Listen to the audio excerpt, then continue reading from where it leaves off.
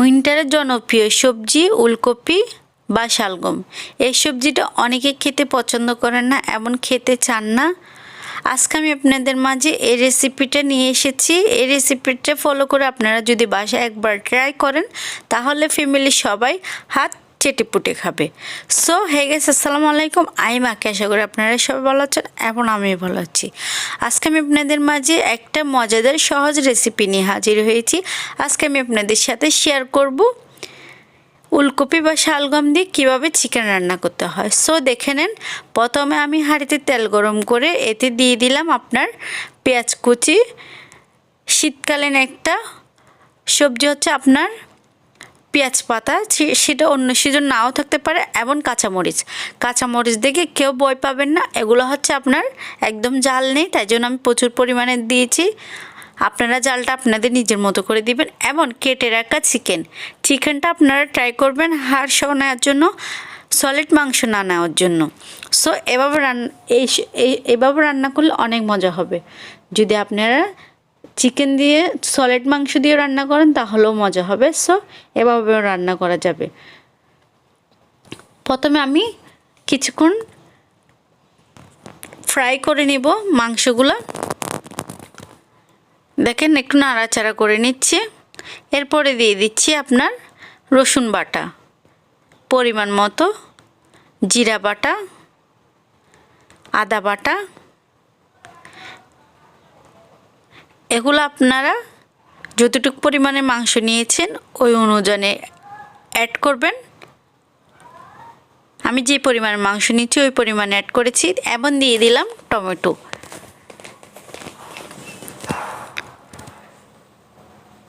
একটু ভালো করে নেড়ে ছেড়ে নিয়ে দিয়ে দিব পরিমাণ মতো লবণ,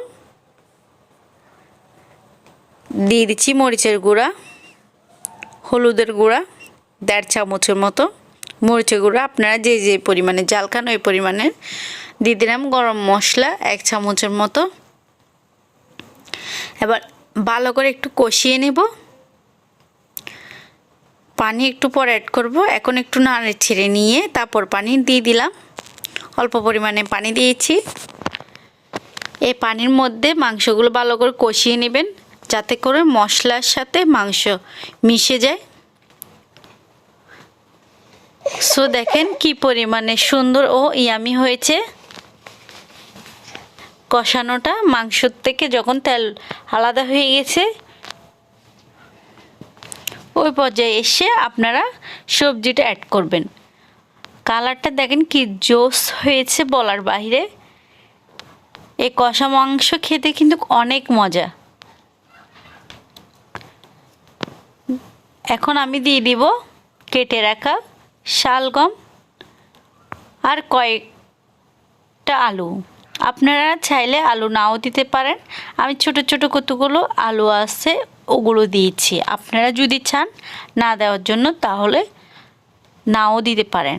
সো দিলে যার যার চয়েস অনুযায়ী দিতে পারবেন। সো আর একটু কষিয়ে নিচ্ছি। কষানোর পরে একটু পানি দিয়ে দিলাম, অল্প পরিমাণে পানি, কারণ আপনার সবজি থেকে যে পরিমাণে পানি বের হবে ওই পানি দিয়ে একটু কষিয়ে নেব। সো দেখেন পানি বের হয়ে এবং শুকিয়ে গিয়েছে। কত ইয়ামি লাগতেছে, মনে হচ্ছে এখনই রেডি হয়ে গেছে রান্নাটা। তবে না, এখনও রেডি হয় নাই। এখন আমি আরও পানি দিয়ে কষিয়ে নেব।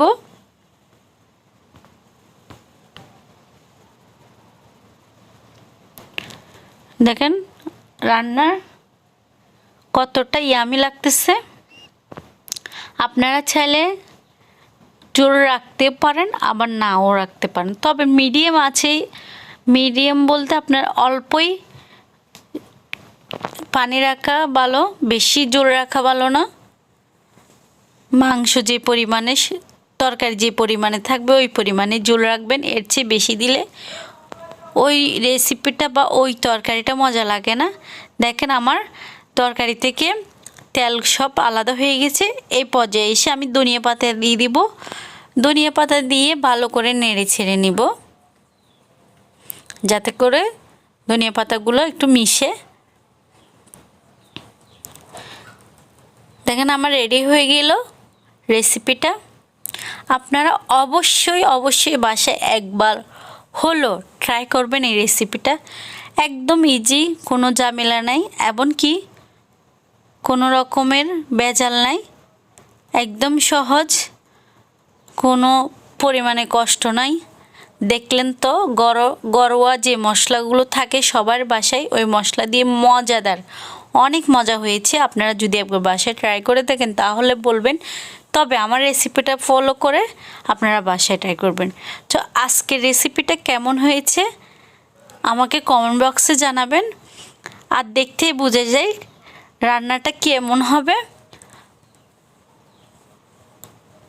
সো আপনাদের থেকে যদি আমার রেসিপিটা ভালো লেগে থাকে তাহলে লাইক, কমেন্ট, সাবস্ক্রাইব করে দিবেন এবং ফেসবুক পেজ থেকে হলো ফলো করে দিবেন। আমার ফেসবুক পেজ হচ্ছে আবিয়াকি সিবি। আপনারা আমার একটা ব্লগ চ্যানেল আছে আবিয়াকির ব্লগস, ওই চ্যানেলটাতে একটা সাবস্ক্রাইব করে আসবেন। সো দেখলেন তো আজকের রেসিপিটা কত সহজ এবং মজাদার। বাসায় যদি কেউ না খায় তাহলে আমাকে কমেন্ট বক্সে জানাবেন। সো টাটা, আল্লাহ হাফেজ, ভালো থাকবেন।